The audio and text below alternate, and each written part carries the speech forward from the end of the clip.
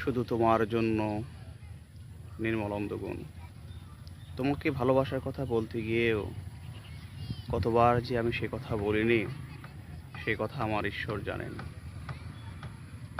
তোমার হাতের মৃদু কড়া নাড়ার শব্দ শুনে জেগে উঠবার জন্য দরজার সঙ্গে চুম্বকের মতো আমি গেঁথে রেখেছিলাম আমার কর্ণযুগল।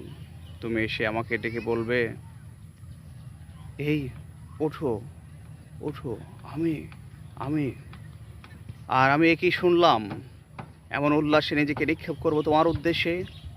কতবার যে এরকম একটি দৃশ্যের কথা আমি মনে মনে কল্পনা করেছি, সে কথা আমার ঈশ্বর জানেন। আমার চুল পেকেছে তোমার জন্য, আমার গায়ে জ্বর এসেছে তোমার জন্য। আমার ঈশ্বর জানেন আমার মৃত্যু হবে তোমার জন্য। তারপর অনেক দিন পর একদিন তুমিও জানবে আমি জন্মেছিলাম তোমার জন্য, শুধু তোমার জন্য।